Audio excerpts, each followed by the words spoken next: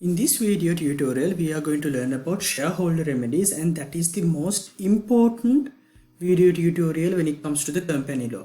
There will be surely one question, or sometimes there may be more than one question which is based on this video tutorial. So you have to go through this, you have to read these sections which has been set out in Companies Act to get a proper idea. Video එකේදී concepts ඔක්කොම පැහැදිලි කරනවා. නමුත් ඒ concept වලට අමතරව ඔයාලා Companies Act එකේ මේකට අදාළ තියෙන sections හැම එකක්ම කියවන්නට ඕන. මම කියන්නම් කියවන්න ඕනේ sections මොනවද කියලා. එතකොට ඔයාලට හොඳ proper දැනුමක් ලැබෙවි. තවත් හොඳ අවබෝධයක් ලැබෙවි. මොකද්ද මේ shareholder remedies යටතේ තියෙන කියලා. හොඳට මේ පාඩම් බලා ගන්න. අතාරින්න එපා shareholders remedies. අනිවාර්යයෙන්ම ප්‍රශ්නයක් හෝ ඊට වැඩි ප්‍රමාණයක් මේ පාඩමෙන් බේස් වෙන නිසා. right. shareholder remedies වලින් අපි කෙලිම පටන් ගමු. දැන් shareholder remedies යටතේදී මොනවද කතා කරන්න තියෙන්නේ කියලා. අපි මුලින්ම කතා කරන්න යන්නේ මේ minority buyout එකක් කියන්නේ මොකද්ද කියලා. දැන් minority buyout කියන එක ගැන කතා කරන්න කලින් මම මුලින්ම කියන්න මොකද්ද මේ shareholder remedies කියලා කියන්නේ කියලා.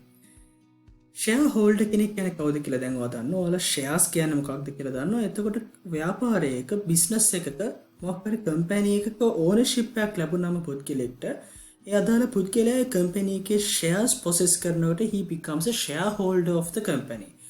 Once he becomes a shareholder of the company, he has certain set of rights attached to the ownership of the company. Company එකේ හිමිකාරත්වය ගත්තම එයාට හම්බෙන rights වගේක් තියෙනවා. නමුත් සමහර අවස්ථාවලදී ඒ rights violate වෙන විදිහට දේවල් සිද්ධ වුණොත් එහෙම එවැනි අවස්ථාවකදී shareholder කෙනෙක්ට ගන්න පුළුවන් විසඳුම් මොනවද? The remedies which are available to those shareholders who are dissatisfied with the management, who are dissatisfied with the way the company is being controlled, or they are dissatisfied with the directors, the way they have been treated for a particular set of shareholders, or if they have acted, if the company act contravene to the provisions set out in the articles of association, or anything have happened in contrary to the rights of the shareholder. In such instances, the remedies which are available to the shareholders are called shareholder remedies, and we are going to learn in detail each of these shareholder remedies in this video tutorial. Now the first remedy which we are going to learn is the minority buyout. මොකද්ද මේ minority buyout එකක් කියලා කියන්නේ? දැන් අපි දන්නවා democratic world එකක සාමාන්‍යයෙන් හැම දෙයක්ම සිද්ධ වෙන්නේ බහුතර මතයට. Majority decision එකෙන් තමයි හැමදේම සිද්ධ වෙන්නේ. Now when a decision has taken on the majority view, the majority is happy because their view has been upheld. Now what happens to the minority people? Right? Now let me take one example. A company has been on the business as a let me say they are working as a private limited company.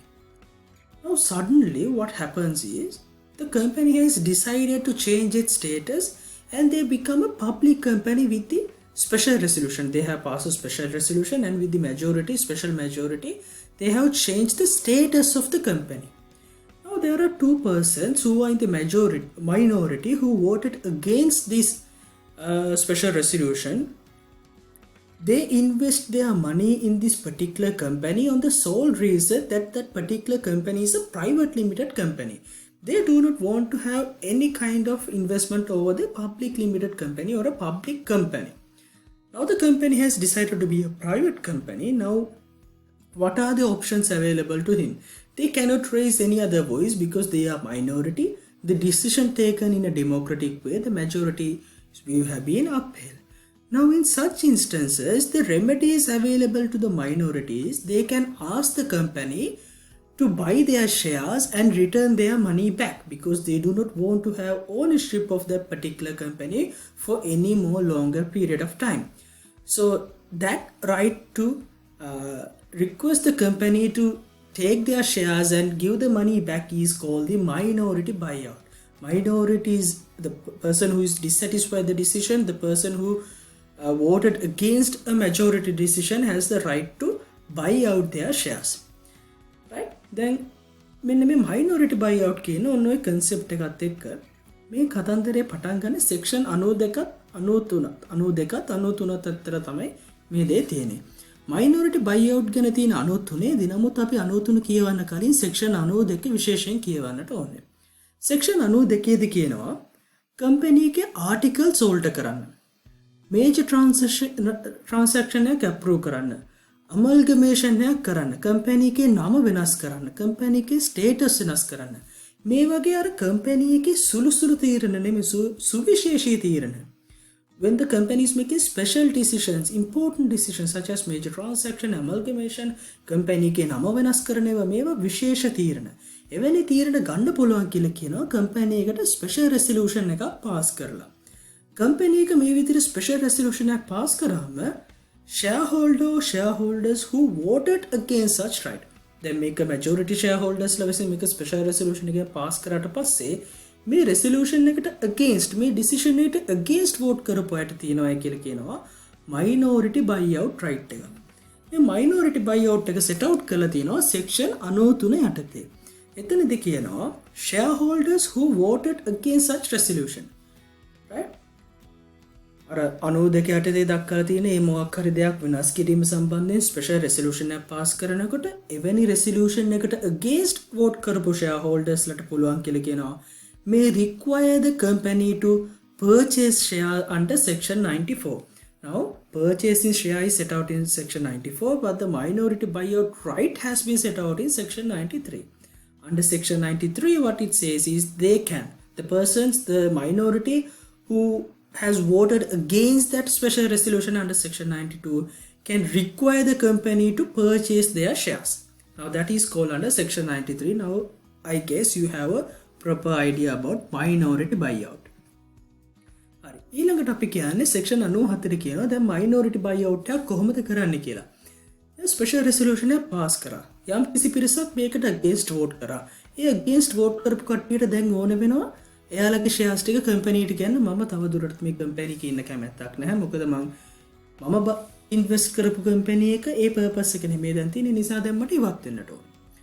එහෙනම් එවැනි දෙයක් කරන්න නම් the first thing that particular minority shareholder has to do is to give a notice requiring the company to purchase their shares. Now shareholders shall entitled to require to company to purchase shares. Shareholder entitled වෙනවා company එකට කියන්න අපේ shares ගන්න කියලා. By giving written notice මේ written notice එකක් දෙන්න ඕනේ company එකට within 10 days of passing resolution. අර special resolution එක pass කරලා දවස් 10ක් ඇතුළතදී in writing notice එකක් දෙන්න ඕනේ මන්න මේ ගත තීරණයට මම එදා විරුද්ධව ඡන්දය ප්‍රකාශ කරා I voted against the decision and now I want my shares to be bought back. You should purchase my shares. I am not willing to take part in the ownership of the company. එහෙම කියලා written notice එක දෙන්න ඕනේ දවස් 10ක් ඇතුළතදී. මේ විදිහට දවස් 10ක් ඇතුළතදී written notice එකක් ලැබුණම on receipt of the written notice within 20 working days, right? Written notice එක අම්බල දවස් 20ක් ඇතුළතදී 20 working days, right? Working days දවස් 20ක් ඇතුළතදී board have no discretion, right? Board shall agree to purchase the share. එක්කෝ company එක ඒ purchase අරගන්නවා කියලා agree වෙන්න ඕනේ, right? එහෙම නැත්නම් arrange කරන්න ඕනේ වෙන other party එකක්, arrange some other person to purchase. එක්කෝ company එකකින් purchase කරන්න ඕනේ, එක්කෝ වෙනත් third party එකක් arrange කරලා දෙන්න ඕනේ, right? මෙන්න මේ කෙනා වගේ shares ටික අරගන්නයි කියලා. එහෙමත් නැත්නම් එයාලට පුළුවන් apply කරන්න පුළුවන් court එකට court order එකක් අරගන්න මෙන්න මෙහෙම ප්‍රශ්නයක් වෙලා තියෙනවා කියලා court order එකක් අරගන්න. මේ ගන්න තීරණ මේ දවස් 20ක් ඇතුළතදී notice එකක් ලැබුණාට පස්සේ එක්කෝ agree වෙන්න ඕනේ, එක්කෝ වෙන කෙනෙක් arrange කරන්න ඕනේ, නැත්නම් court එකට යන්න ඕනේ.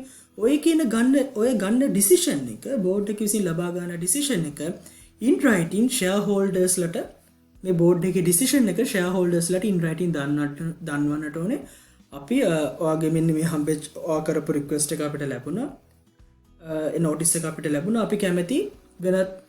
අපි කැමති ආයතනය විසින් ඔයාගේ shares ටික purchase කරන්න. එහෙමත් නැත්නම් අපි මෙන්න මෙහෙම තුන්වෙනි පාර්ශ්වයක් සම්බන්ධ කරලා තියෙනවා. ඔයාට පුළුවන් එයාට shares ටික දෙන්න. එයා shares ටික මිලදී ගනි.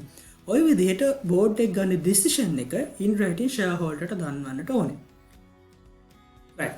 section 95 කියනවාද? කියවන්න බලන්න section 95 section 95 කියවලා බලන්න ඒකෙන් මොකද්ද මේ කියන්නේ කියලා. right. වීඩියෝ එක පොඩ්ඩකට pause කරලා section 95 අරගෙන කියවන්න බලන්න section 95 මොකද්ද කියන්නේ කියලා. දැන් මේ සෙක්ෂන් 95 කියන්නේ දැන් අපි අර කලින් කතා කරපු 94 ඔප්ෂන් තුනක් තිබ්බන කම්පැනි එකට. එක්ක කම්පැනි එකට පර්චේස් කරන්න පුළුවන්, එක්ක තර්ඩ් පාර්ටි එකක් arrange කරන්න පුළුවන්, එක්ක port order එකක් ගන්න පුළුවන්. දැන් මේ දේවල් ඔලුවට දැම්ම දාගන්න. right? දැන් පළවෙනි ඔප්ෂන් එක තමයි කම්පැනි එක විසින් පර්චේස් කරගන්න එක. කම්පැනි එක විසින් මේ shares ප්‍රමාණය purchase කරනවා නම් if company agrees to purchase shares giving notice within 5 working days nominate a fair and reasonable price for shares and give notice of the price to the shareholders and shares deemed to be purchased by company upon that notice. දැන් මොකක්ද වෙන්නේ? Company එක decide කරා නම් company එක විසින් මේ shares ටික මිලදී ගන්න කැමතියි කියලා කම්පැනි එක දවස් 5ක් ඇතුළතදී must inform written notice එකක් යවන්න ඕනේ. අපි මේ shares ගන්න කැමති මෙන්න මේ price එකට. මේ price එක fair and reasonable වෙන්න ඕනේ. right? fair and reasonable price එකක් වෙන්න ඕනේ. මෙන්න මේ price එකට අපි ගන්න කැමතියි කියලා shareholder notice එකක් යවන්නට ඕනේ. එතකොට මේ notice එක යවන අවස්ථාවේදීම ඒක සලකනවා it is deemed company has purchased those shares. right? දැන් කම්පැනි එක මේ fair and reasonable කියලා එයාලා ඉවැලුවේට් කරලා දෙන price එකට ඇත්තටම fair and reasonable නෑ කියලා ඔයාලට හිතුනොත් එහෙම එතකොට මොකද කරන්න පුළුවන් ඉන්නේ දැන් කම්පැනි එක දිනනවා මේක තමයි fair and reasonable price එක කියලා. නමුත් ඇත්තට මේක fair and reasonable price එක නෙමෙයි. එහෙම නැත්නම් shareholder හිතනවා මීට වඩා fair and reasonable price එකක් මේකට දෙන්නට ඕනේ කියලා.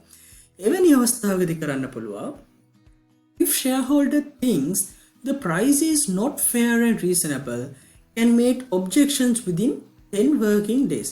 දැන් මේ වෙයි සමහරවිට ඔයාලට මේ දවස් ඒ විදිහට මතක තියාගන්න බැරි වෙවි. නමුත් concept එක මේ process එක මතක තියාගන්න. මුලින්ම notice එකක් දෙනවා.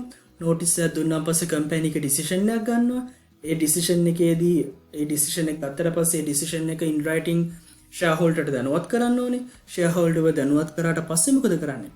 shareholder දැනුවත් කරාට පස්සේ දැන් company එක purchase කරනවා නම් කම්පැනි එක මෙන්න මේ fair value එකට මෙන්න මේ value එකට purchase කරන්න කැමතියි කියලා කියනවා. shareholder එකට කැමති නම් ඒ fair price එකට කිසි ප්‍රශ්නයක් නැහැ. නමුත් shareholder ඒ price එකට අකමැති නම් ඒකට object කරනවා නම් within 10 days එයා object කරන්න ඕනේ. එහෙම object කරාම කම්පැනි එක මොකද කරන්නේ?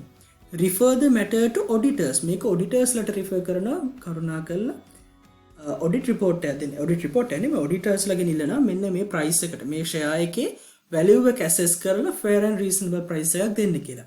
එතකොට auditors ලා fair and reasonable price එක decide කරනවා. එතකොට ඒ ඔස්සේ යාලට වැඩ කටයුතු කරන්නට පුළුවන්. if shareholder not objected, right? මේ share price එකට object කරන්නේ නැත්නම් company shall pay the price as nominated and shareholder shall deliver the certificate of company. දැන් මෙතකොට මොකද වෙන්නේ? company එක තියෙනවා, shareholder ඉන්නවා. කම්පැනි එක ඒ අදාළ මුදල් ප්‍රමාණය ගෙවන්න කැමති. ඒ මුදල් ප්‍රමාණය ගෙව්වට පස්සේ shareholder මොකද කරන්නේ? අර shares issue කරනකොට දෙන share certificate එක ආයි කම්පැනි එකට return කරන්න ඕනේ. මොකද එයා තවදුරටත් කම්පැනි එකේ shareholder කෙනෙක් නොවන නිසා. එතකොට එක පැත්තකින් කම්පැනි එක මුදල් ප්‍රමාණය ලබා දෙනවා. shareholder විසින් කම්පැනි එකට share certificate එක ලබා දෙනවා. දැන් අපි කලින් කතා කරපු දැන් අපි කියවන options තුනක් තියෙනවා කියලා. පළවෙනි එක company එක විසින් purchase කරන එක අපි එක කතා කරා. දැන් අපි කතා කරන්නේ purchase by third party. company එකට මේක purchase කිරීමේ හැකියාව නැහැ. company එක මොකද කරන්නේ? වෙනත් මේ company එකේ shares ගන්න කැමති third party එකක් arrange කරලා දෙනවා මේ shares මිලදී ගැනීම සම්බන්ධයෙන්. company may enter into an agreement with third party purchase the shares. company කරගන්න නැතුව වෙනත් පාර්ශවයක් සම්බන්ධ කරලා දෙනවා. එයාලත් එක්ක agreement එකකට එනවා මේ minority shareholder ගේ shares ටික purchase කරන්න කියලා. now if they make an such arrangement that transaction has to be made between the minority shareholder and this third party. එතකොට minority shareholder මොකද කරන්නේ? එයාගේ share certificate එක third party එකට දෙනවා. third party එක ඒ අදාළ purchase price එක decide කරලා ඒ purchase price එක pay කරනවා. යම් කිසි අවස්ථාවකදී මේ third party එක default වුණොත් එයා පොල්ලක් තිබ්බොත් එහෙම shape එකේ මාරුලා ගියොත් එහෙම අර ගන්නවයි කියලා එවැනි අවස්ථාවකදී minority shareholder ට obligation එකක් liability එකක් දෙන්න බෑ. යාට වැරද්දක් වෙන්න බෑ. එහෙම හදිස්සියව third party එක default කරොත් ඒ සිද්ධ වෙන loss එක indemnify කරන්න ඕනේ company shall indemnify any loss occurred to such shareholder due to failure to purchase, due to a default of purchase by that agreed person. If this third party has failed, or if this third party has defaulted purchasing those minority shareholder shares, in such instances, if any loss occurred to such shareholder, company shall indemnify him. company එක ඒ වෙච්ච හානිය, ඒ වෙච්ච loss එක indemnify කරන්න ඕනේ, හානි පූර්ණය කිරීමක් කරන්නට ඕනේ. ඔන්න ඔය කියන කාරණා තමයි section 96 දක්වලා තියෙන්නේ. right. ඊට පස්සේ මේ minority buyout එකත් එක්කම සම්බන්ධ වෙලා යන තවත් වැදගත් section එකක් තමයි section 99 කියන්නේ. section 99 කියනවා prevention of alteration of shareholders right. right. දැන් අපි කිව්වා ඕනම අවස්ථාවකදී ස්පෙෂල් රෙසලූෂන් එකකින් කම්පැනි එකේ ආටිකල්ස් ඕල්ටර් කරන්න පුළුවන්. හැබැයි කම්පැනි එක මෙහෙම ආටිකල්ස් ඕල්ටර් කරනකොට ෂෙයා හෝල්ඩර්ස් ලගේ රයිට් එෆෙක්ට් වෙන විදිහට ආටිකල්ස් ඕල්ටර් කරන්න බෑ. මෙතනදී කියනවා company shall not take any action that would affect the rights attached to the share. right. මෙන් කිරීමක් විතරක් නෙමෙයි, කම්පැනි එක ඕනම ක්‍රියාවක් කරනවා නම් ෂෙයා හෝල්ඩර් කෙනෙක්ගේ රයිට් එකට වයලේට් වෙන විදිහට, රයිට් එකකට එෆෙක්ට් වෙන විදිහකට එවැනි අවස්ථාවක එවැනි ක්‍රියාවක් කිරීමේ හැකියාවක් නැහැ කියලා section 99 කියනවා. එතනින් ෂෙයා හෝල්ඩර්ස්ලාගේ රයිට් ප්‍රොටෙක්ට් කරලා තියෙනවා. හැබැයි කම්පැනි එකට පුළුවන් එහෙම රයිට් වලට එෆෙක්ට් වෙන විදිහට ෂෙයා එකට ඇටච් වෙලා තියෙන රයිට්ස් වලට එෆෙක්ට් වෙන විදිහට ඩිසිෂන් ගන්න කම්පැනි එක ස්පෙෂල් රෙසලූෂන් එකකින් ඒක අප්‍රූව් කරලා තියෙනවා නම්, unless the action has been approved by special resolution, මේ ක්‍රියාව special resolution එකකින් පාස් කරලා තියෙනවා නම් එවැනි අවස්ථාවකදී කම්පැනි එකට පුළුවන් shareholder කෙනෙක්ගේ right එකකට affect වෙන විදිහට උනත් යම් කිසි ක්‍රියාවක් කරන්න. These rights include preemptive rights, rights mentioned on the articles of company, voting rights and other rights. Now for example, we have talked about preemptive rights in the video tutorial under shares.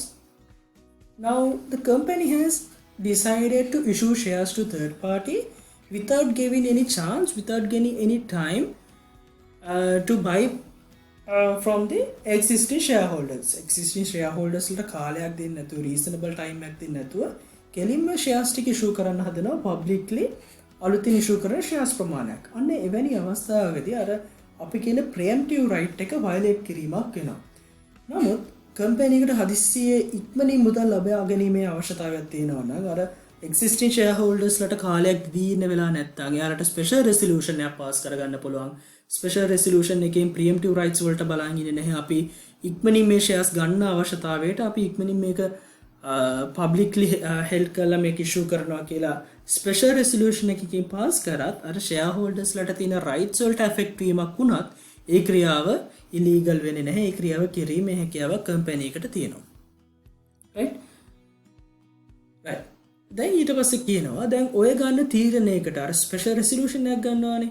any shareholder voted against section 99. right. මේ කලින් කියපු section 99 සඳහන් කරපු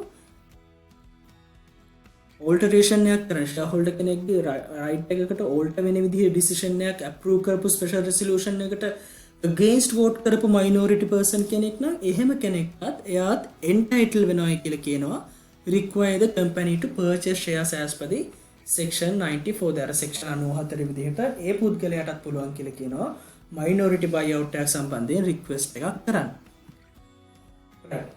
දැන් අපි පළවෙනි remedy එක කතා කරා. දැන් අපි කතා කරන්න යන්නේ දෙවෙනි remedy එක oppression. මේක ඉතාමත් වැදගත්. oppression සහ mismanagement අපි දෙකම එකට ඉගෙන ගන්න. නමුත් අපි මුලින් බලමු oppression කියන්නේ මොකක්ද කියලා. section 224 මේක අනිවාර්යෙන් බලන්න ඕනේ. මේක අනිවාර්යයෙන්ම ටෙස්ට් වෙන ඒරියා එක. any shareholder of a company, මේ any shareholder කියන්නේ කවුද කියලා අපි පස්සේ කතා කරනවා. දැන් මෙතන කියනවා ඕනම shareholder කෙනෙක්ට පුළුවන් කියලා කියනවා can make a complaint against the company. company එකට against complaint එකක් කරන්න පුළුවන් that the affairs of the company are conducted in a manner oppressive to any shareholder. make application to court. දැන් මොකද්ද මේ කියන්නේ? දැන් යම්කිසි shareholders ලා පිරිසකට දැන් කම්පැනි එකේ ඉන්න shareholders ලා 5 දෙනෙක් A B C D සහ E විදිහට මේ ෂෙයාර්හෝල්ඩර්ස්ලා 5 දෙනෙක් ඉන්නවා. කම්පැනි එකේ හැමතිස්සෙම මේ D සහ E කියන කෙනාව නිග්ලෙක්ට් කරනවා. බෝඩ් මීටින්ග්ස් තියන්නේ මේ ABC කියන පුද්ගලයෝ 3 දෙනා. ඩිසිෂන්ස් ගන්නවා මේ 3 දෙනා එකතු වෙලා. right? දැන් මෙයාලා මයිනොරිටි එකක්. නමුත් හැමතිස්සෙම මේ මයිනොරිටි දැන් මේ 3 දෙනාගේ එකතුවෙන් 85% විතර ෂෙයාර්ස් තියෙනවා. මේ දෙන්නගේ එකතුවෙන් තියෙන 15% විතර ෂෙයාර්ස්. නමුත් ඒ කොහොම වුණත් මෙයාලා ෂෙයාර් හෝල්ඩර්ස්ලා නිසා එයාලට බෝඩ් මීටින්ග්ස් වලට ෂෙයාර් හෝල්ඩර් මීටින්ග්ස් වලට රෙසොලූෂන් පාස් කරනකොට එයාලට අදාළ නෝටිස් දෙන්න ඕනේ. නමුත් මේ කම්පැනි එක විසින් D සහ E ට ඒ කිසිම නෝටිස් එකක් දෙන්නේ නැහැ. ඒගොල්ලෝ නිග්ලෙක්ට් කරනවා. ඩිසිෂන් මේකින් එකට ගන්නෙ නැහැ. මේ විදිහට එයාලව ඔප්‍රෙසිව් වෙන විදිහට කටයුතු කරනවා නම් එයාලව නිග්ලෙක්ට් කරලා කටයුතු කරනවා නම් මේ D සහ E ට පුළුවන් ඇප්ලිකේෂන් එකක් දාන කෝඩ් එකට මොකද්ද ග්‍රවුන්ඩ් එක එයාලට ඒ ඇප්ලිකේෂන් එක දාන්න පුළුවන් that the affairs of the company are conducted in a manner oppressive to any shareholder. යම් කිසි shareholder කෙනෙක්ට පීඩාකාරී විදිහට oppressive විදිහට කම්පැනි එකේ conduct කම්පැනි එකේ affairs කරනවා නම් දැන් මේගොල්ලෝ board meeting ගන්නවා decisions ගන්නවා resolutions pass කරනවා මේ හැමදේම කරනවා D සහ E ට කියන්නේ නැතුව මේ shareholders වලට oppressive වෙන විදිහට. අන්න ඒ විදිහට තීරණ ගන්නවා නම් එවැනි අවස්ථාවකදී මේ D සහ E ට පුළුවන් කම්පැනි එකට against 224 එක යටතේ oppressive යන ground එක මත application එකක් දාන්න. අපි ඊට පස්සේ බලමු මොකද්ද මෙතනදී කරන්න පුළුවන් කියලා. 224 දෙකේ කියනවා මේ විදිහට application එක දැම්මම court එකට මොකද්ද කරන්න පුළුවන්? court may make an order as things fit to remedy in the matter. right? එහෙම ඇප්ලිකේෂන් එකක් ආවම කෝට් එකට සම්පූර්ණ ඩිස්ක්‍රිප්ෂන් එක දීලා තියෙනවා. ඒ සිටුේෂන් එකට ඒ සර්කම්ස්ටැන්සස් බලලා ඒ සර්කම්ස්ටැන්සස් වලට අනුව ඒ සිටුේෂන් එක රෙමෙඩි කරන්න ඒ සිටුේෂන් එකට දෙන්න පුළුවන් හොඳම විසුම දෙන්න පුළුවන් වෙන විදිහේ ඕඩර් එකක් නිකුත් කිරීමේ බලයක් සෙක්ෂන් 224 දෙක යටතේ කෝට් එකට ලබා දීලා තියෙනවා. ඊළඟට සෙක්ෂන් 224 3 කියනවා දැන් මේ ෆයිනල් ඕඩර් එකක් එක සැරේ දෙන්න බෑනේ. යාලට hearing from both parties පැති දෙකෙම hearing එකක් කරලා තමයි දෙන්න වෙන්නේ. ඒ hearing එක දෙන අතරවාරයේදී interim order එකක් දෙන්න පුළුවන් හැකියාවක් තියෙනවා කියලා section 224 3 කියනවා. pending final order court may on application make an interim order which think necessary. final order එක දෙනකම් මේ කටයුතු oppressive නොවන විදිහට කරගෙන යන්න අවශ්‍ය interim order එකක් ඒ application එකේ interim order එකක් request කරලා තිබුණොත් plea කරලා තිබුණොත් ඒ plea එකට අනුව interim order එකක් දීමේ බලය තියෙනවා කියලා කියනවා section 224 subsection 3 යටතේ. right. ඔක තමයි oppressive කියලා කියන්නේ. ඒතකොට oppression එකේදී වෙන්නේ company එකට oppressive වෙන විදිහට නෙමෙයි කවුරු හරි shareholder කෙනෙක්ට එහෙම නැත්නම් shareholdersලා පිරිසකට oppressive වෙන විදිහට company එකේ affairs conduct කරනවා නම් අන්න ඒක තමයි oppression කියලා කියන්නේ. mismanagement කියලා කියන්නේ මේක section 225 සඳහන් කරන්නේ affairs of company are conducted in manner prejudicial to the interest of the company or material change has been taken place which would prejudicial to the interest of the company. එක්ක company එකේ affairs company එකේ කටයුතු company එකේ interest එකට prejudicial විදිහට වෙනවා. එහෙමත් නැත්නම් company එකේ material change එකක් වෙනවා. දේපල විකිණීමක් වෙනවා. assets එකපාරට distribution එකක් කරනවා. company එකේ interest එකට prejudicial වෙන විදිහට බලපෑමක් ඇති වෙන විදිහට යම් කිසි company එකේ affairs හරි company එකේ material change එකක් හරි දේපල හුවමාරු කිරීමක් වෙනවා නම් අන්න එවැනි අවස්ථාවකදී any shareholder අපි මේකෙත් කවුද මේ any shareholder කියන එක කතා කරනවා ඊළඟ section එකේදී court එකට application එක දාන්න පුළුවන්. ඒතර කලින් වගේම 225 දෙකේ කියනවා එවැනි application එකක් ආවම ඒ situation එක remedy කරන්න පුළුවන්. ඒ situation එක විසඳන්න පුළුවන් ඕනෑම order එකක් නිකුත් කිරීමේ බලයක් court එකට තියලා තියෙනවා. සහ ඒ order එක දෙන අතර වාරයේදී pending final order interim order එකක් request කරලා තියෙනවා නම් plea කරලා තියෙනවා නම් ඒ plea එකට අනුව interim order එකක් දීමේ බලයක් court එකට දීලා තියෙනවා section 225 3 යටතේ.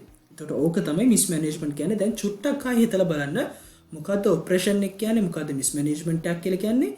ඔයාලට scenario එකක් දුන්නාම operation එකයි mismanagement එකයි වෙනස් කරගන්න පුළුවන්ද කියලා අපි මේ scenarios ඔක්කොම අපේ රිවිෂන් වීඩියෝ ටියුටෝරියල් එකේදී කතා කරනවා. ගොඩක් අවස්ථාවලදී මේ ඔපරේෂන් මිස්මැනේජ්මන්ට් සම්බන්ධ කරලා ප්‍රශ්න අහන අපි ක්වෙස්චන් පේපර් එකක් ගත්තම අපි පේපර් ඩිස්කෂන් වලදී මේව කතා කරනවා. අපිට එක ඒරියා එකක් පින් පොයින්ට් කරලා කියන්න බෑ මේ ප්‍රශ්නේ බේස් වෙන්නේ ඔපරේෂන් වලින් මේ ප්‍රශ්නේ බේස් වෙන්නේ මිස්මැනේජ්මන්ට් වලින්. සමහරවිට යම්කිසි ප්‍රශ්නයකට උත්තර ලියනකොට අපිට මේ ඉගෙන ගන්න හැම දෙයක්ම සම්බන්ධ කරලා ලියන්න පුළුවන් හැකියාවක් එනවා. සමහරවිට මේ කාරණාවත් එක්ක නේම් චේන්ජ් එකේදී අර මුලදී කම්පැනි එක අපි කතා කරපු කම්පැනි එකේ නමක් යොදා ගන්න. අන්න ඒකට අදාළ තියරි ඉසුත් සමහරවිට අපිට තියරි ක්වෙස්චන් වලදී ප්‍රොබ්ලම් ක්වෙස්චන් වලදී සම්බන්ධ කරගන්න පුළුවන්. එතකොට අපිට පින් පොයින්ට් කරලා කියන්න බෑ අපි හැම කන්සෙප්ට් එකක් පිළිබඳව හොඳ අවබෝධයක් ගන්නට ඕනේ කමර්ෂල් ලෝ 1 වල ප්‍රොබ්ලම් ක්වෙස්චන්ස් වලට ආන්සර් කරනකොට. right දැන් අපි අර 224 225 හැමතැනම කිව්වා any shareholder ඕනම shareholder කෙනෙක්ට පුළුවන් කියලා කිව්වා application එකක් දාන්න. දැන් මේ any shareholder කියලා කිව්වට කවුද මේ any shareholder කියන එක සඳහන් කරන section 226. එතනදී කියනවා made by a shareholder who at any time during the last 6 months. application එක දාන්න කලින් මාස 6කට කලින් ඒ අදාළ පුද්ගලයා not less than 5% of total number of shareholders. shareholders ලා මෙතන කියන්නේ ප්‍රමාණය නෙමෙයි මෙතන කියන්නේ shareholders ලා ගණන. shareholders ලා ගත්තම shareholders ලා 105කට වඩා වැඩි පිරිසක් නම් මේ application එක දාන්නේ ඔවුන් අන්තිම අවුරුදු 6 ඇතුළතදී කම්පැනි එකේ shareholders ලා ප්‍රමාණය 105කට වඩා වැඩි පිරිසක් නම් ඔවුන්ට පුළුවන් මේ 224 යටතේ ඔපරේෂන් එකක් හෝ 225 යටතේ මිස්මැනේජ්මන්ට් ඇප්ලිකේෂන් එකක් දාන්න. එහෙමත් නැත්නම් අවම වශයෙන් 105ක voting rights තියෙන්න ඕනේ. අපි මේක මේ පුංචි උදාහරණයකින් ගමු දැන්. right shareholders ලා 5 දෙනෙක් ඉන්නවා A B C D සහ E කියලා. right කම්පැනි එකකින් shareholders ලා 5 දෙනයි. එහෙනම් මේ හැම shareholder කෙනෙක්ම 120ක shareholders ලා බවට පත් වෙනවා. මම මේ කියන්නේ voting rights ගැන නෙමෙයි shareholders ලා ගණනදී. එහෙනම් මේ A කියන කෙනාට හදිස්සියවත් යම්කිසි ප්‍රශ්නයක් වුණොත් එහෙම එයා entitled වෙනවා. මොකද එයා 105කට වඩා වැඩි shareholders ලා ප්‍රමාණයක්. total number of shareholders not less than 5% of total number of shareholders ලා. දැන් මෙතන 5 දෙනෙක් 105කට වඩා වැඩි shareholder කෙනෙක් තමයි එයා. එහෙනම් එයාට පුළුවන් 226 යටතේ එයා entitled වෙනවා oppressive action application එකක් හරි mismanagement application එකක් හරි දාන්න. දැන් shares ගත්තට පස්සේ මේ කම්පැනි එකේ සම්පූර්ණ shares තියෙනවා 100ක්. මේ 100න් 50ක් තියෙනවා B ළඟ, 20ක් තියෙනවා C ළඟ, 10ක් තියෙනවා D ළඟ. right? තව 16ක් තියෙනවා E ළඟ.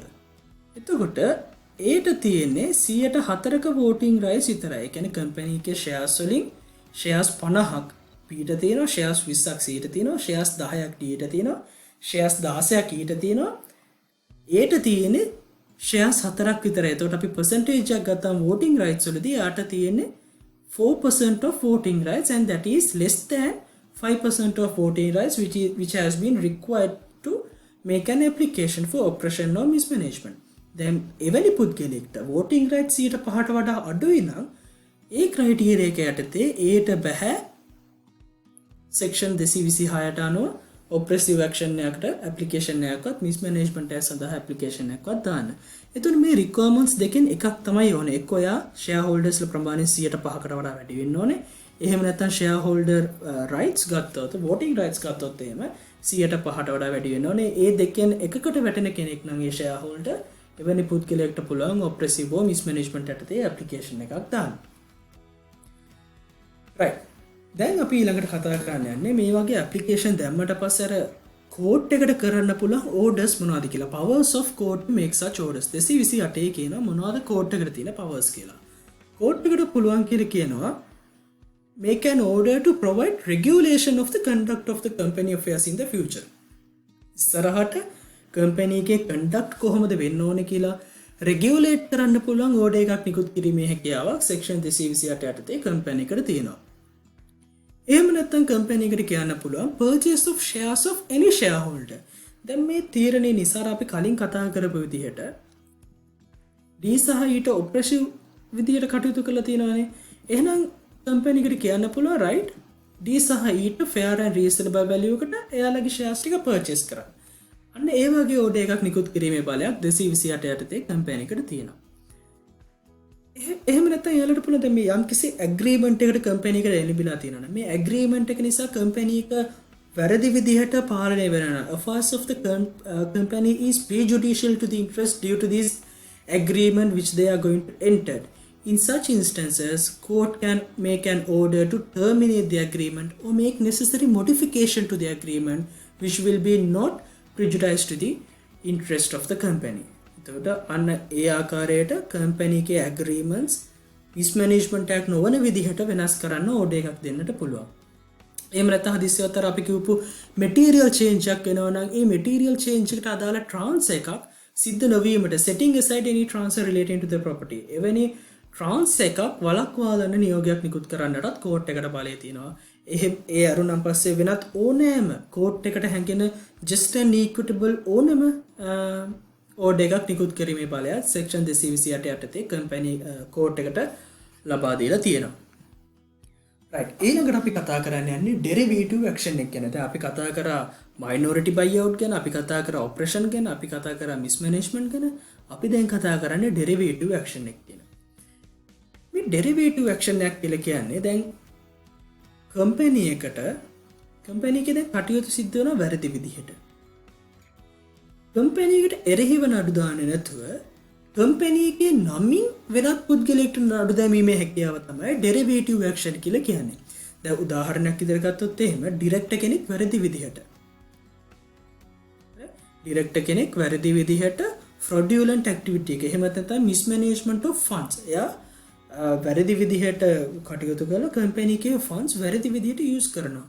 දැන් එවැනි අවස්ථාවක මේ ඩිරෙක්ටර්ට එරෙහිව නඩු පවරන්න අවශ්‍ය වුණොත් එහෙම ෂෙයාර් කෙනෙක්ට පුළුවන් කම්පැනි එකේ නමින් ෂෙයාර් හෝල්ඩර් එකේ නමින් නැතුව කම්පැනි එකේ නමින් කම්පැනි එක වෙනුවෙන් කම්පැනි එක වෙනුවෙන් නඩු පැවරීමේ හැකියාව කම්පැනි එක වෙනුවෙන් ඇප්ලිකේෂන් එකක් දැමීමේ හැකියාවක් තියෙනවා. අන්න ඒකට කියනවා derivative action එක කියලා. මේ derivative action කියන එක Foss and Harbottle කියන කේස් එකේදී එයාලගේ තිබුණේ පරණ approach එක. මේ old approach එක තමයි Foss and Harbottle කේස් එකේ තියෙන්නේ.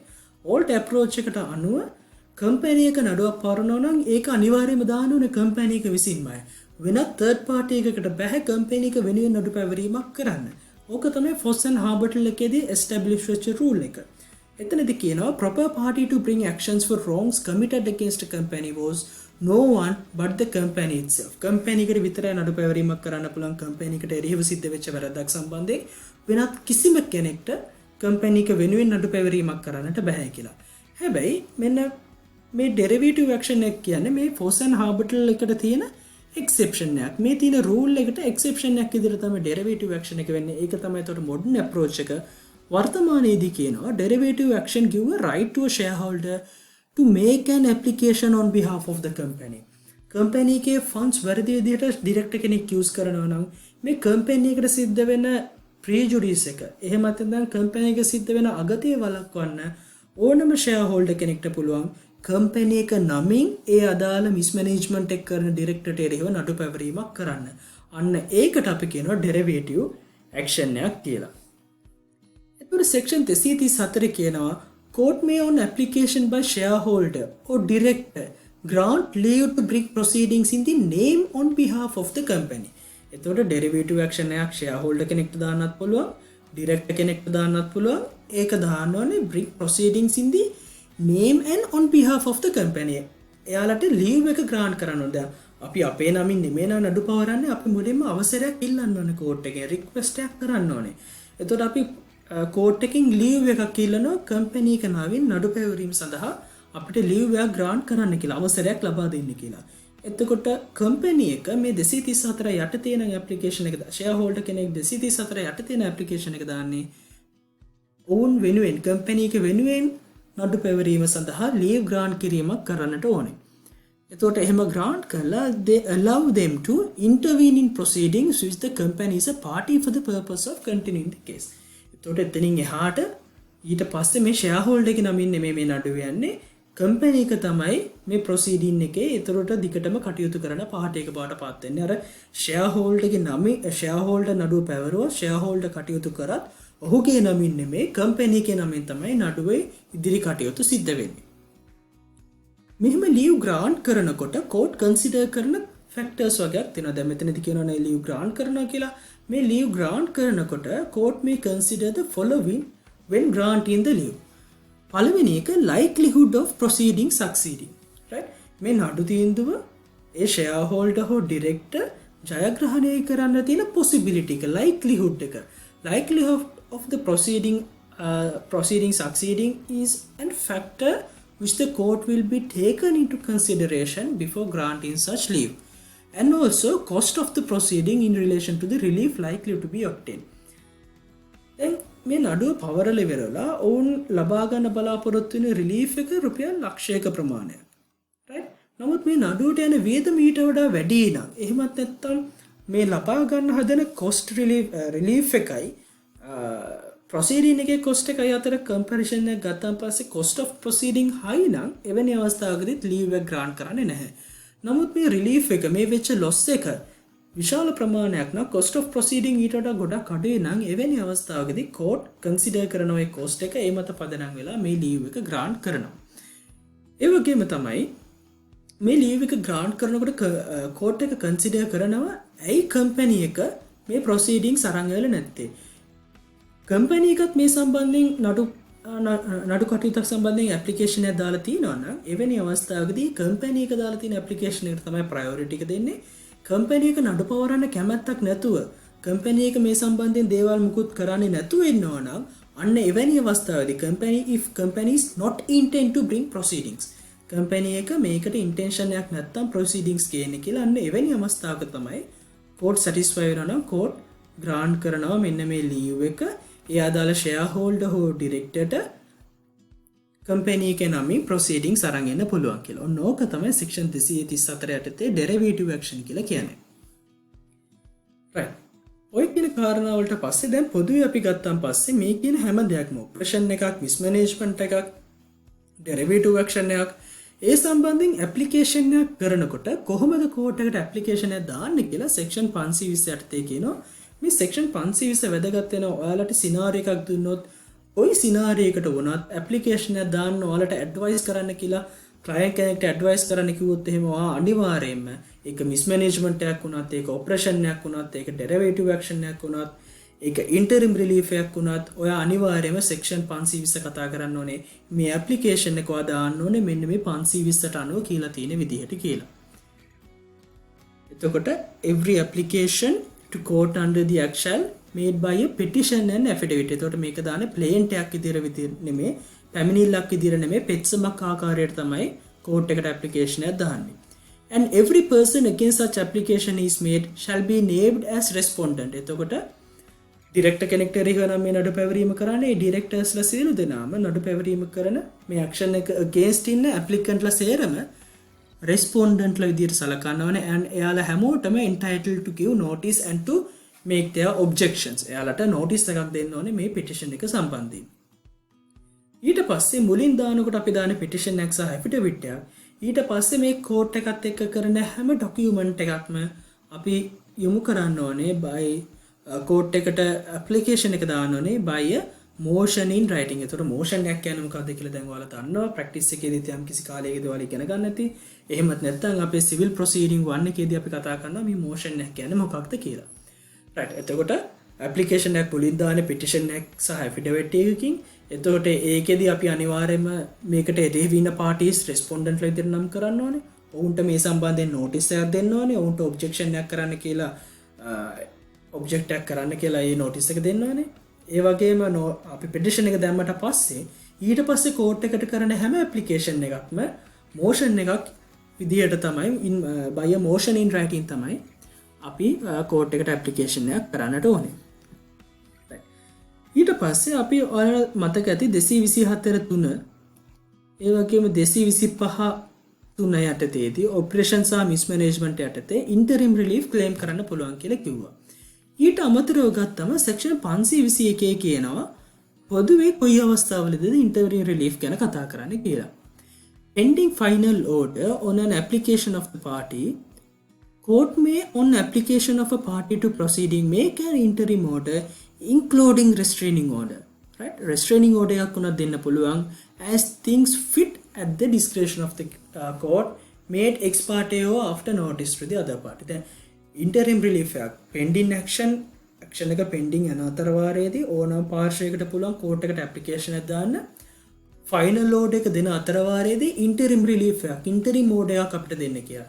එතකොට මේ interim order එක සමහර අවස්ථාවලදී ex parte දෙන්නත් පුළුවන්. එහෙමත් නැත්නම් සමහරලාට අනෙක් පාර්ශ්වයට notice එකක් දීලා objections පස්සේ අහලා interim relief එක grant කරන්නත් පුළුවන්. එතකොට ඔය ආදී විදිහට section 521 යටතේ interim relief ගන්න පුළුවන්. මේකත් ඉතාමත් වැදගත් section එකක්.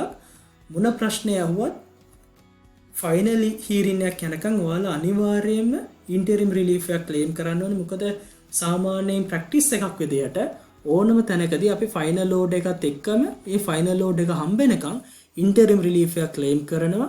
නැත්තම් අපි interim relief එක claim කරේ නැත්තම් ඒ නඩුව යන අතරවාරයේදී අපිට වෙන හානිය අපිට සමාට වළක්ව ගන්න බෑ. ඒ නිසා අපි action එකක් දානකොට අනිවාර්යයෙන්ම ඒ action එකෙන් ගන්න order එක සම්බන්ධයෙන් interim relief එකක් claim කරනවා අපේ prayer එකේ.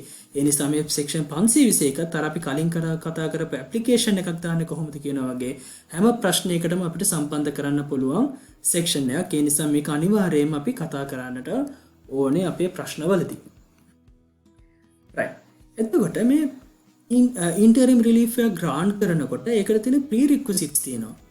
පළවෙනි එක තමයි මේ application එක දානකොට ඒ application එක දාන්න ඕනේ in writing. right. if due to order granted by court and it would suffer any loss to company or any other person, applicant will indemnify that loss. එතකොට in writing සටහන් කරන්න ඕනේ මොකක්ද මේ application එකේ applicant සඳහන් කරන්න ඕනේ in writing මේ interim relief එක grant කිරීම නිසා company එකට හෝ කවුරු හරි පාර්ශවයකට මොකක් හරි loss එකක් suffer any loss to company or to any other person A loss එක indemnify කරනවා කියලා applicant ඒ loss එක indemnify කරනවා කියලා in writing දෙන්නට ඕනේ. එහෙම දුන්නට පස්සේ තමයි court එක interim relief එකක් grant කරන්නේ. මොකද සමහරවිට interim relief එකක් grant කරනවා contract එකකට ලැබෙන්න එපා කියලා. දැන් එක shareholder කෙනෙක් risk management යටතේ දාලා තියෙනවා මේ company එක තවත් third party එකක් එක්ක contract එකක එළඹෙන්න හදනවා. මේ contract එක නිසා company එකට prejudicial company එකේ interest වලට prejudicial වෙන විදිහට තමයි සිද්ධ වෙන්නේ. ඒ නිසා මේ decision එක void කරන්න order එකක් දෙන්න කියලා. ඒ අතර වාරේ එයාලා interim relief එකක් ඉල්ලනවා. මේ order එක මේ agreement එක ඒ අතර වාරේ කාලෙද null and void කරන්න. එහෙම නැත්නම් මේ agreement එක interim relief එකක් විදිහට restraining order එකක් දෙන්න කියලා agreement එකට enter වෙන්න බැරි වෙනවා.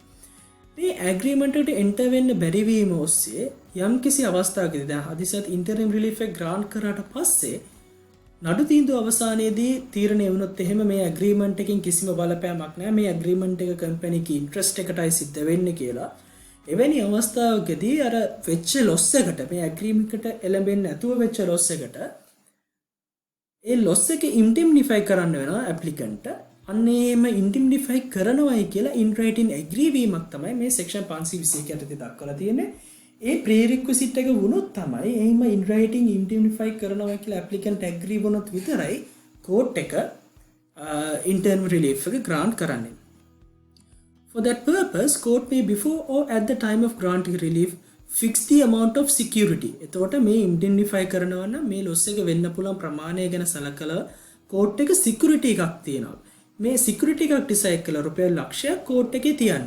මේ security එක තිබ්බට පස්සේ තමයි court එක interim relief එකක් grant කරන්නේ. court එක දැන් මේ security amount එක දැන් ලක්ෂයක ප්‍රමාණයක් හරි ලක්ෂ 5ක ප්‍රමාණයක් හරි security එකක් decide කරාට පස්සේ ඒ applicant මොකද කරන්න ඕනේ? Depositing funds with the court or providing a bank guarantee or in any other manner court may consider sufficient. එතකොට ඒ security එක එක්ක court එකේ fund deposit කරන්න ඕනේ. එහෙම නැත්නම් bank එකකින් guarantee එකක් විදියට දෙන්න ඕනේ. මේ ආදී විදියට court එක consider කරන court එක sufficient කියලා consider කියන ඕනම ක්‍රමවේදයකට මේ security amount එක fix කරපු security amount එක provide කරන්න ඕනේ, deposit කරන්න ඕනේ. එහෙම deposit කරාට පස්සේ court එක විසින් මේ interim relief එක grant කරනවා. right. ඊළඟට මේ section 233 යටතේ දක්වලා තියෙනවා restraining orders ගැන. කෝට් එකට රෙස්ට්‍රේනින් ඕඩර් සම්බන්ධයෙන් ඇප්ලිකේෂන් එකක් දාන්න පුළුවන් එක්ක කම්පැනි එකට එහෙමත් නැත්නම් ඩිරෙක්ටර්ට එහෙමත් නැත්නම් ෂෙයා හෝල්ඩර්ට. මේ රෙස්ට්‍රේනින් ඕඩර් කියන එකත් ඕනම ප්‍රොබ්ලම් ක්වෙස්චන් එකකට ගන්න පුළුවන් දෙයක්. නමුත් මෙතනදී වැදගත් වෙන key point එකක් තියෙනවා. restraining order එකක් ගන්න පුළුවන් for an act proposed to engage. right? propose කරපු act එකක් සම්බන්ධයෙන් විතරයි ගන්න පුළුවන්. act එක සිද්ධ වෙලා ඉවරයි නම් restraining order එකක් ගන්න බෑ. තහනම් නියෝගයක් ගන්න පුළුවන් යම්කිසි තීරණයක් ඩිරෙක්ටර්ස්ලා තීරණයක් කරන් තිනවා property එකක් transfer කරන්න. තාම property එක transfer කළා නැහැ. property එක transfer කරන්න decision එකක් කරන් තියෙන අවස්ථාවේදී ඒ decision එක වළක්වන්න restraining order එකක් ගන්න පුළුවන්. හැබැයි property එක transfer කරලා ඉවරයි නම් restraining order එකක් ඔයාලට apply කරන්න බෑ. ඒ නිසා scenario එකේ හොඳට කියවලා බලන්න මේ scenario එකේ වෙලා තියෙන සිදුවීම වෙලා ඉවරයි නම් ඔයාලට 233 යටතේ application එක දාලා වැඩක් නැහැ. එතකොට එතනට 233 ලිව්වා කියලා ඔයාලට ලකුණක් ලැබෙන්නේ නැහැ. හැබැයි මේ scenario එකේ තියෙනවා නම් the directors has decided to make such transaction අන්න ඒ විදිහට transaction එක සිද්ධ වෙලා නැහැ proposal එකක් විතරයි නම් තියෙන්නේ අන්න එවැනි අවස්ථාවකදී 233 යටතේදී ඔයාලට පුළුවන් restraining order එකක් සම්බන්ධයෙන් application එකක් දාන්න. එතකොට මේ propose act එක company එකේ articles වලට contravene වෙන්න ඕනේ. එහෙමත් නැත්නම් මේ සමාගම් පනතේ තියෙන වෙනත් provision එකකට contrary වෙන්න ඕනේ. අන්න එවැනි අවස්ථාවකදී තමයි කෝට් එක section 233 යටතේදී restraining order එකක් දෙන්නේ.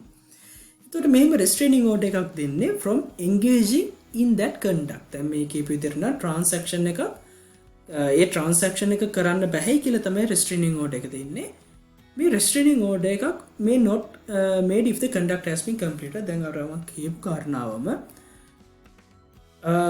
මේ restraining order එකක් දෙන අතරවාරයේදීම before the final order court may on application made an interim order as well. එතකොට මේ interim order includes restraining order අපි අර කලින් කියපු කාරණාව. එතකොට වැදගත් වෙන කාරණාව තමයි මේ propose to engage කියන කාරණාව. complete වෙන්න කලින් propose වෙච්ච අවස්ථාවේදී ඒ propose කරපු conduct එක articles වලට contrary වෙනවා නම් එහෙමත් නැත්නම් company act එකට contrary වෙනවා නම් එවැනි අවස්ථාවකදී court එකට පුළුවන් application එකක් දාන්න court එකට application එකක් දාන්න පුළුවන් company එකට director කෙනෙක්ට එහෙම නැත්නම් shareholder කෙනෙක්ට restraining order එකක් ලබා ගැනීම සම්බන්ධයෙන්.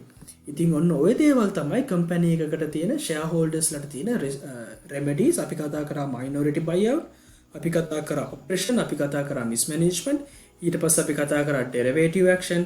ඊළඟට අපි පොදුවේ කතා කරා application එක දාන්නේ කොහොමද, ඊට පස්සේ interim relief එකක් ගන්න කොහොමද, restraining order එකක් ගන්න කොහොමද, ඔන්න ඔය කියන ආදී කාරණා ස්ථිරම කතා කරා. මේ පාඩම ඉතාමත් වැදගත්. ආය පාරක් දෙතුන් වතාවක් මේ වීඩියෝ ටියුටෝරියල් එක හොඳට බලන්න. ඒ අදාළ section නැවත නැවතත් කියවන්න. මේ අතරවාරයේ වලට ඕනම වෙලාවක වීඩියෝස් නරඹන අවස්ථාවේ ඕනම වෙලාවක ප්‍රශ්නයක් ආවොත්, ගැටලුකාරී තත්ත්වයක් ආවොත්, doubt එකක් ආවොත් ඔයාලට පුළුවන් මේ numbers දෙකෙන් එකකට අපිට WhatsApp හෝ Viber පණිවිඩයක් යොමු කරලා ඔබේ ප්‍රශ්නය අපි වෙත යොමු කරන්න.